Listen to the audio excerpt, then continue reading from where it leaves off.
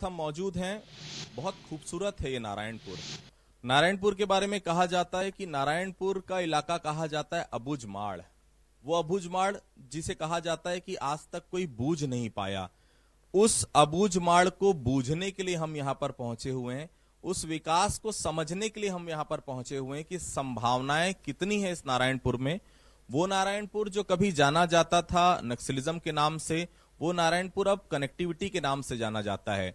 वो नारायणपुर जो जाना जाता था कि सरकार के ऊपर विश्वास और प्रशासन के ऊपर विश्वास इन आदिवासियों को नहीं है, अब ये नारायणपुर जाना जाता है कि आदिवासी लगातार अब बेहतर स्कूल एजुकेशन की बात कर रहे हैं, बेहतर रोजगार के साधन की बात कर रहे हैं। माइनिंग की दृष्टि से लगातार यहाँ पर बड़े काम हो रहे हैं, बड़ी इंडस्ट्री आ रही है, रोजगार के साधन मिल रहे हैं और निश्चित तौर पर लघु वनोपज के मामले पर नारायणपुर अग्रणी होता जा रहा है। इमली की अगर मैं बात करूं, शहद की बात करूं, बंबू शिल्प की बात करूं, हस्तशिल्प की मैं बात करूं, तो इन सब चीजों में आज नारायणपुर की अलग एक पहचान बन रही है। वो नारायणपुर जो नक्सलियों की मांद कहलाता था, इस मांद से छत्तीसगढ़ का विकास अब नजर आ रहा है। तो आज के कार्यक्रम में सबसे पहले मैं स्वागत करता हूं देवनाथ उसेंडी जी का, जो यहाँ के जिला अध्यक्ष हैं। बहुत बहुत स्वागत है देवनाथ जी। देवनाथ जी, ये बात बिल्कुल साफ है कि अब वो नारायणपुर और इस नारायणपुर में बहुत अंतर है। ये नारायणपुर अब वो नारायणपुर है जो विकास के लिए आगे बढ़ रहा है। ये वो नारायणपुर है जो धीरे धीरे अब बच्चों की बेहतर एजुकेशन के लिए बात कर रहा है। आदिवासी जनदर्शन कलेक्टर साहब लगा रहे हैं तो ये पूछ रहे हैं, भाई हमको ये बताइए, हमको रोड कब मिलेगी, कनेक्टिविटी कब मिलेगी। ये नारायणपुर को किस तरह से देख रहे हैं, क्योंकि संगठन आप यहाँ पर चलाते हैं। मैं जिक्र चंदन कश्यप जी के भी करूंगा, जो विधायक हैं यहाँ पर। बेहतर काम हुआ है, 15 साल लगातार भारतीय जनता पार्टी का यहाँ पर शासन रहा है, उसके बाद आपके विधायक चुनकर आए हैं। किस तरह से आप देख रहे हैं, क्योंकि जैसा कि मैं जान रहा हूं आपके बारे में, दिग्विजय सिंह से काफी प्रभावित आप रहे हैं और उसके बाद राजनीति में आप आए और आज इस नारायणपुर को विकास के पथ पर किस तरह से बढ़ता हुआ आप देख रहे हैं। सबसे पहले बंसल न्यूज में आप सभी लोगों का स्वागत है और सबको मैं मेरी ओर से जय जोहार, जय छत्तीसगढ़। देखिए, नारायणपुर पहले से और आज की स्थिति में बहुत आगे बढ़ चुका है। और पहले एक अशिक्षा की कमी होता था और आज छत्तीसगढ़ सरकार बनने के बाद यहाँ जो लगातार विकास हो रहे हैं और यहाँ अंदर क्षेत्रों में भी सड़क हो, चाहे पुलिया हो, स्कूल हो, ये सब शिक्षित हो रहे हैं और उसके बाद उनको रोजगार भी मिल रहा है। और जैसे कि आपने बताया कि वनोपज के मामले में यहाँ पर छत्तीसगढ़ सरकार बनने के बाद तेंदुपत्ता का रेट 4000 किया, जो सैकड़ा 400, और इमली का रेट में भी वृद्धि हुआ है। और इसके बाद लगातार जो यहाँ शिक्षा के क्षेत्र में भी शिक्षित होके रोजगार पा रहे हैं। और सबसे बड़ी बात है कि पहले शिक्षा की कमी थी और आज शिक्षित होने के बाद, और मेरा कहने का यह है कि हमको ज्यादा कुछ करने की जरूरत नहीं है कि उनको शिक्षा और कृषि के क्षेत्र में अच्छे से उनको वो मिले तो अपना विकास खुद कर लेते हैं। और पहले रोड का आना जाना, आवागमन जो नहीं हुआ करता था, आज रोड बन रहा है। जिला प्रशासन, पुलिस प्रशासन मिलके जो है काम कर रहे हैं, लोगों को अपने उसमें विश्वास में लेके काम कर रहे हैं। और पहले जो 15 साल जो छत्तीसगढ़ में भारतीय जनता पार्टी का सरकार था, केवल हवाई बात होता था, ऊपर से आते थे और गांव तक नहीं पहुंचते थे। आज छत्तीसगढ़ सरकार हमारे भूपेश बघेल जी के नेतृत्व में जो जिला प्रशासन हो, चाहे पुलिस प्रशासन हो, अधिकारी लोग हो, गांवों में दौरा करते हैं और वहां के जो हालात है, स्कूल है, उसके बारे में रूबरू हो रहे हैं। जिसमें उसकी कोई कमी हो तो उसके लिए भी जिला प्रशासन, पुलिस प्रशासन और हम सब लोग अवगत करा के काम कर रहे हैं। देवनाथ जी, मैं मुख्यमंत्री का वो वाक्य मुझे याद है, नक्सलिज्म का खात्मा केवल बंदूक से नहीं हो सकता जी। हमको विकास के रास्ते पहुंचाने हैं, हमको रोजगार के साधन मुहैया कराने, हमको अपनी लघु वनोपज पे ध्यान देना है, हमको उन लोगों के ऊपर ध्यान देना है जो अंतिम वर्ग तक हमारी योजनाएं पहुंच सके। बहुत अच्छी चीज मैं देखा, मैं 2 दिन से नारायणपुर में, मुझे बहुत अच्छा लगा देखकर कि अब आपके विधायक जो हैं वो ऐसे अंदरूनी इलाकों में जा रहे हैं जहां पर पहले ये माना जाता था कि यहां पर अगर कोई पहुंच गया तो बहुत बड़ी बात होती थी। इन सबको किस तरह से देख रहे हैं, क्योंकि सरकार का प्रतिनिधित्व विधायक करता है, चूंकि बस्तर की 12 सीटें कांग्रेस के पास हैं, तो ये बड़ी जवाबदारी भी कांग्रेस की है कि उन आदिवासियों में जो विश्वास की कमी रही इतने सालों में, वो विश्वास वापस आए, और वो विश्वास अगर आगे बढ़ेगा तो निश्चित तौर पर वो दिन दूर नहीं जब नारायणपुर इससे कहीं आगे प्रगति के पथ पर निकल जाएगा।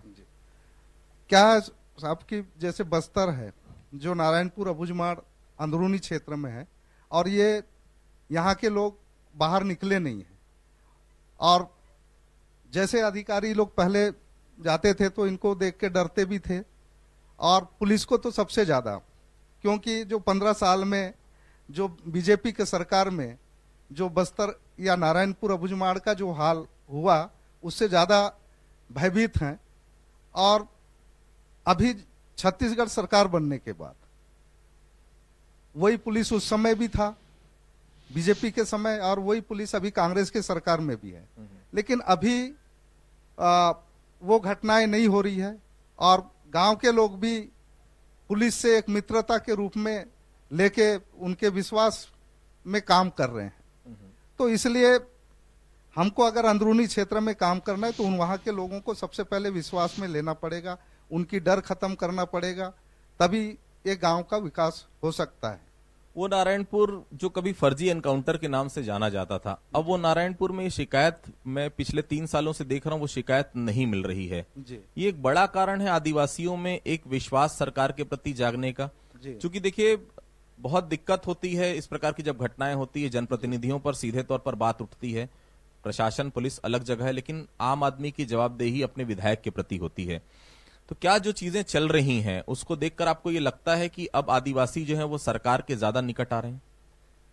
पहले क्या है, जब 15 साल इनकी सरकार थी, पूरे अबूझमाड़ के जो गांवों में है स्कूल पूरा बंद हुआ करते थे, और आज वही छत्तीसगढ़ सरकार बनने के बाद जहां का स्कूल वहीं अभी चल रहा है, और जब तक शिक्षित नहीं होंगे तब तक दुनिया को जान नहीं सकेंगे, ना विकास की ओर बढ़ पाएंगे। तो इसलिए हमको सबसे ज्यादा शिक्षा के ऊपर जोर देना चाहिए।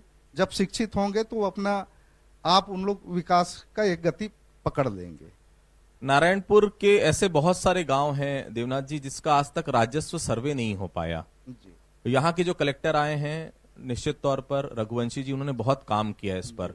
मेरी चर्चा हो रही थी उनसे, उन्होंने कहा कि नारायणपुर के 9 गांवों का राजस्व सर्वे हो चुका है। बहुत खुशी की बात है, क्योंकि आजादी के बाद उन ग्रामीणों को उनका हक मिलने जा रहा है। ये हक जब मिलता है तो जो ग्रामीण रहते हैं उनका विश्वास अपने आप सरकार के ऊपर बनता है। क्योंकि देखिए कोई आदिवासी नहीं चाहता उसका बच्चा नक्सलिज्म में जाए, कोई आदिवासी नहीं चाहता कि उसका बच्चा हथियार उठाए। हर आदिवासी चाहता है कि उसका बच्चा अच्छे से पढ़ाई करे, रोजगार के उसको साधन मिले। अब अगर सरकारी योजनाएं उस तक पहुंचेगी, कितना बड़ा अंतर आप देख रहे हैं तब के समय और अब के समय में। नहीं, इसमें बहुत ही हमारे छत्तीसगढ़ सरकार बनने के बाद पहले अनसर्वे एरिया अबूझमाड़ पूरा अनसर्वे है, किसी के पास पट्टा नहीं, राजस्व नहीं है। लेकिन छत्तीसगढ़ सरकार बनने के बाद जो इनका जो सर्वे करके पट्टा भी कुछ गांवों में दिए हैं, और इनका तो पहले धान भी खरीदी नहीं होता था। हमारे छत्तीसगढ़ आने के बाद सबसे ज्यादा किसान खुश हैं, अबूझमाड़िया आदिवासी भाई लोग खुश हैं, क्योंकि जो ये वादा किए थे कि हमारी सरकार आने के बाद कर्ज माफ करेंगे और धान का जो 2500 कीमत देंगे, ये जैसे जीतने के बाद इनको मिला। और ये जो भारतीय जनता पार्टी की सरकार था, ये तो 15 साल 2100 रुपया देंगे बोले, लेकिन दिए नहीं, पूरा 15 साल चला लिए। लेकिन जब हमारी सरकार आने के बाद ये घोषणा पत्र में था, और ये जैसे ही सरकार बनने के बाद और शपथ लेने के बाद एक आधा घंटे के बाद पूरा वो घोषणा कर दिए। और इसमें अबूझमाड़िया जो परिवार हैं इनको भी अभी धान खरीदी चालू हुआ है पिछले साल से। और अभी जो धान खरीदी केंद्र पहले 2 जगह था, अभी हम लोग 10-10 किलोमीटर के अंतराल में 7 या 8 ऐसा केंद्र खोल दिए हैं, जिसमें ग्रामीण लोग खुश हुए। और उसमें कोई भीड़ भाड़ नहीं, पहले तो लाते थे वहीं सोते थे, लेकिन आज उनको लाइन लगाना नहीं पड़ता धान वो करने के लिए। और ये तो हुआ धान जो घोषणा पत्र में, उसके बाद भी हमारे किसान भाइयों के लिए, जो आदिवासियों के लिए, पहले जो गोबर को, गाय को हम लोग नहीं बांधते थे, आज गोबर खरीदी होने के बाद सभी अपने अपने जानवर, छुट्टा जानवर को बांधने लगते हैं और गोबर जो है अपना बेचते हैं, तो उसमें भी पैसा कमा रहे हैं। तेंदुपत्ता में भी उसका भी रेट बढ़ा दिए, और आपका साल बीज है उसका भी, मतलब जितने वनोपज है उसमें सभी रेट बढ़ा दिए हैं। और इस प्रकार से हमारे जो अंदरूनी क्षेत्रों में भी एक छत्तीसगढ़ का जो विकास की गंगा बह रही है। मुख्यमंत्री जी खुद किसान हैं जी, और उनको बहुत बेहतर तरीके से मालूम है कि छत्तीसगढ़ के हर घर में किसान रहता है। जी। उस किसान की अगर अंतरात्मा की आवाज आपने सुन ली तो फिर अगली बार भी सत्ता में आने से कोई रोक नहीं सकता आपको। हमने देखा 70 का मैंडेट 90 में, ये पहली बार इतना बड़ा परिवर्तन छत्तीसगढ़ में रहा, नहीं तो नेक टू नेक फाइट रहती, 5 या 6 सीट का अंतर आप दोनों के बीच रहता था, भारतीय जनता पार्टी कांग्रेस के बीच में। जी। अब की स्थितियां ये हैं कि लगभग 2,500 रुपए प्रति क्विंटल आप लोग जो है वो धान का दे रहे हैं। जो स्थिति नजर आ रही, हो सकता है चुनाव तक वो 3,000 भी पहुंच जाए। जी, जी, जी। गोबर वाली जो स्कीम है, नरवा गरवा गुरुआ बाड़ी है, जो गोबर वाली स्कीम है, 2 रुपए किलो गोबर खरीद रहे हैं, हो सकता है वो 5 रुपए भी हो जाए। जी, जी। ये 2 योजनाएं निश्चित तौर पर माइलस्टोन साबित हुई है सरकार के लिए, उस सरकार के लिए जो भारतीय जनता पार्टी की विरोधी होने के बावजूद भी भारतीय जनता पार्टी के बड़े नेताओं को, खासतौर से केंद्र सरकार को, उन योजनाओं की भी प्रशंसा करनी पड़ रही, वो भी उस राज्य में जहां पर वो काबिज है, और उस मंच से जहां पर उन्हें उम्मीद है कि उनकी सरकार आ सकती है, वहां पर भी ये बात आ रही है कि गोबर योजना वो भी लागू करेंगे। किस तरह से देख रहे हैं इन दोनों योजनाओं को? नहीं, इसमें जो है हम लोग यहाँ छत्तीसगढ़ में या बस्तर में हम लोग गाय को अपना लक्ष्मी मानते हैं, और यहाँ तो मानते हैं हम लोग।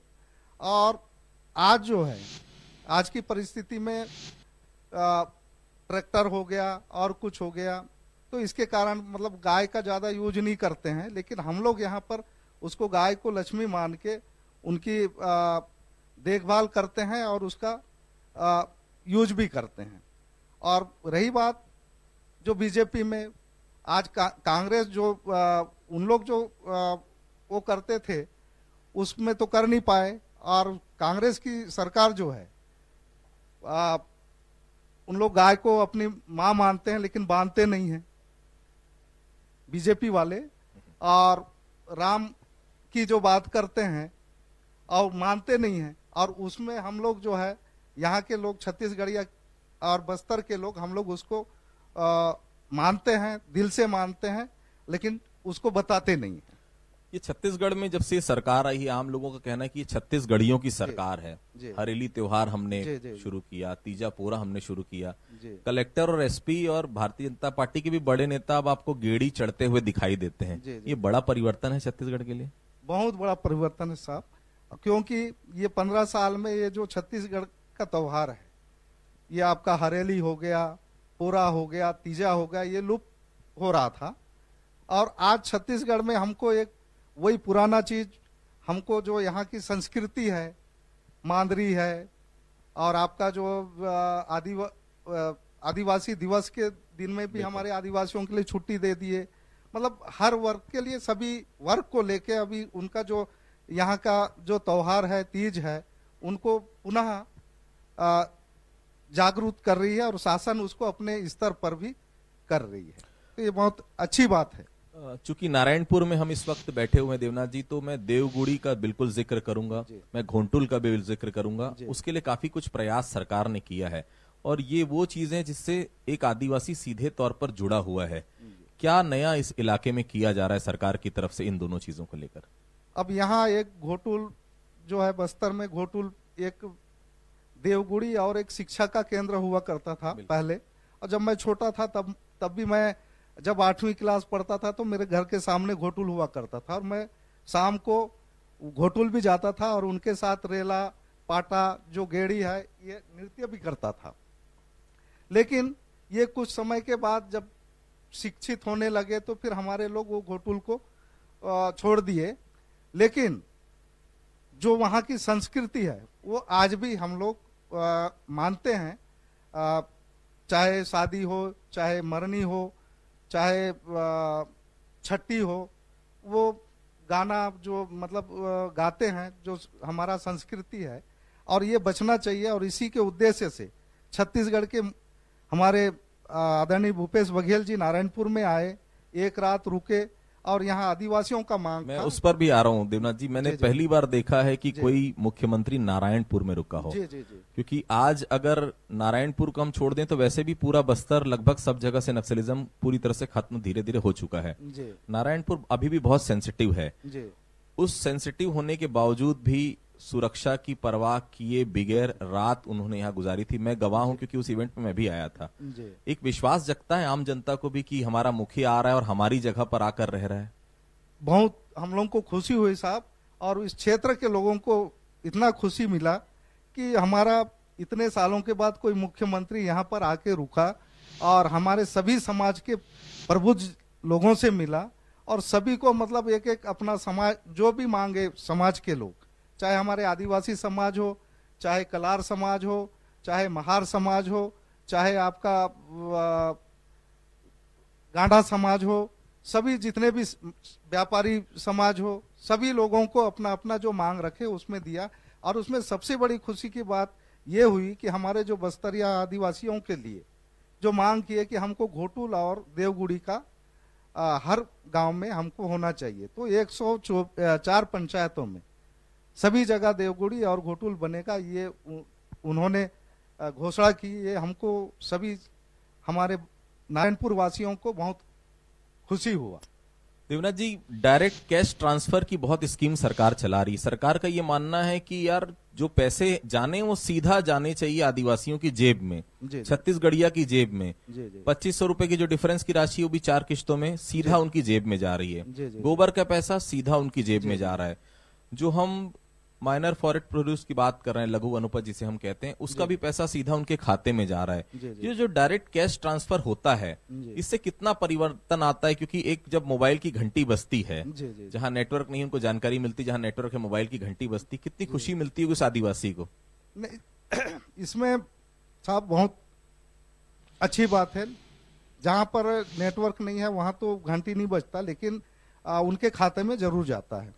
और हमारे मुखिया जो है आदरणीय भूपेश बघेल जी का सरकार छत्तीसगढ़ में सरकार बनने के बाद हमारे जो गरीब जो किसान हैं उनके जेब में एक पैसा डालने का बहुत अच्छा काम किया। और हमारे सरकार को संभालने के बाद 1 साल चुनाव में निपट गया, 2 साल कोरोना से हम लोग जूझ रहे हैं, फिर भी जो मनरेगा का काम जो है नारायणपुर में सबसे प्रथम नंबर आया। और पूरे सीधा उनके जो काम जो किए मजदूरी किए उनका पैसा उनको उनके जेब में गया। और उसमें ये उनको महसूस नहीं हुआ कि हम लोगों को या कोरोना है या हमारा कुछ काम बंद है। तो उनको उस समय भी तेंदुपत्ता का हो चाहे आपका इमली का पैसा हो, सीधा उनको खरीदी करने के लिए स्व सहायता समूह को खरीदी किए और सीधा पैसा उनके जेब में दिए। तो ये बहुत ही एक सराहनीय कदम है। यहाँ सरकार के 2 महत्वपूर्ण अंग होते हैं, एक तो विधायक जो यहाँ लोकल जनप्रतिनिधि होते हैं, एक तो मिशनरी होती है जो सरकारी मिशनरी होती है जिन्हें हम कलेक्टर कहते हैं। मेरी चर्चा हो रही थी, उनका ये कहना था कि धीरे धीरे अब जो है आदिवासी लोग बहुत ज्यादा संख्या में पहुंचने लगे कलेक्टेड। छोटी छोटी मांगे, बेसिक मांग वो करते हैं। हमारे घर के आसपास सड़क बन जानी चाहिए, नाली बनना चाहिए, पानी मिलना चाहिए, कनेक्टिविटी की लगातार मांग यहाँ पर बढ़ रही है। पिछली सरकार में विकास एनएच तक दिखता था, एनएच से अगर 100 मीटर आप अंदर जाएं तो विकास के रास्ते आईना दिख जाता था कि विकास कहाँ हुआ है। इस सरकार में जो आम आदिवासी का ये कहना है कि छोटी छोटी चीजों की हम मांग कर रहे हैं, वो छोटी छोटी चीजें पूरी हो रही है। एक विश्वास सरकार के प्रति, चुनी हुई सरकार के प्रति आ रहा है। कलेक्टर का बड़ा रोल होता है ये सब चीजों में।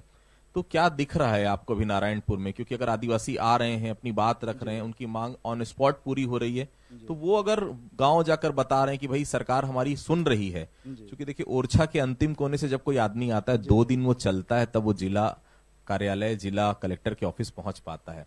उसके बाद वो आता है और आते साथ उसकी बात पूरी हो जाती है। तो क्या लगता है ये सबको देखते आपको? निश्चित रूप से साहब कि अभी जो जिला प्रशासन के जो हमारे कलेक्टर साहब हैं अब बहुत सक्रिय हैं, और इसके पहले भी थे, लेकिन कुछ कोरोना के वजह से उस समय हम लोग को कोरोना गाइडलाइन का भी पालन करना होता था। तो उस समय कुछ थोड़ा सा वो हुआ, लेकिन अभी हमको और हमारे विधायक जी भी बहुत सक्रिय हैं, जो अंदरूनी क्षेत्र तक बिल्कुल पहुंचते हैं। और इसमें कोई ये नहीं है कि हम लोग जिला कांग्रेस कमेटी के तरफ से हम लोग भी बीच बीच में चर्चा होती है कि क्या होना चाहिए, लेकिन ये निश्चित रूप से अभी जो है विकास या जो हमारे लोग आगे आ रहे हैं कि क्योंकि हमारे जो जिला प्रशासन के मुखिया हैं, इनको तो हर चीज को सुनना है और करना उनको है, तो हमको किस चीज को क्या करना है, किस चीज को नहीं करना है, और उसमें हम विधायक जी और सभी लोग मिलके उनको सजेशन देते भी रहते हैं। और ये निश्चित रूप से जो है अभी ये गति पकड़ रहा है, जो अंदरूनी क्षेत्रों में भी जा रहे हैं, जहां सड़क नहीं है तो सड़क का स्वीकृति दे रहे हैं, जहां पुलिया नहीं है तो पुलिया भी बनवा रहे हैं। तो ये बहुत ही अच्छा काम हो रहा है। देवनाथ जी, जिस भूमिका में आप हैं जी उस भूमिका में कभी मुख्यमंत्री भी रहे हैं, जिला अध्यक्ष के तौर पर उन्होंने भी अपनी शुरुआत की थी। जी उस समय विपक्ष में वो चेहरा था जिसने मेहनत की, आज सत्ता आपने पाई। जी संगठन का बड़ा रोल होता है सरकार की योजनाओं को आगे बढ़ाने के लिए। जब विपक्ष में थे तो वो रोल अलग होता है, जब सरकार आपकी है तो रोल आपका भी बहुत अलग है। क्योंकि विधायक हर जगह नहीं जा सकता, संगठन हर जगह पहुंच सकता है। वो संगठन सरकार के साथ मिलकर किस तरह से अंदरूनी इलाकों में जा पा रहा है?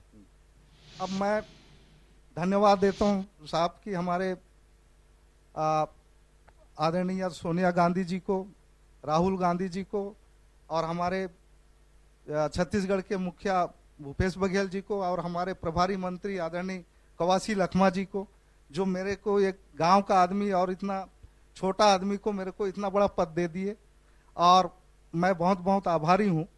और मेरे को ये पद दिए तो कोई ना कोई चीज देख के दिए होंगे, ऐसा मैं समझता हूं। और मैं लगातार कांग्रेस के लिए काम करते आया हूं। संगठन पहले ब्लॉक अध्यक्ष था जी। उसके बाद फिर फर्स्ट में तो मेरा सरपंच से शुरुआत हुआ, उसके बाद 2 बार जनपद सदस्य था और 2 बार जिला पंचायत सदस्य हूँ। अभी जिला पंचायत उपाध्यक्ष भी हूँ और जिला संगठन के अध्यक्ष भी हूँ। तो ये इतना बड़ा पद जवाबदारी दिए हैं, और मैं हमारे पूरे जिला कार्यकारिणी के साथ और जितने हमारे जनपद के सदस्य हैं और जिला मेंबर हैं और हमारे जो पार्षदगण हैं, और बीच बीच में बैठक करके हम लोग इस योजनाओं को पहुंचाते हैं और मॉनिटरिंग करते हैं कि कहां पर हमको क्या करना है। ये हम लोग करते रहते हैं। देवनाथ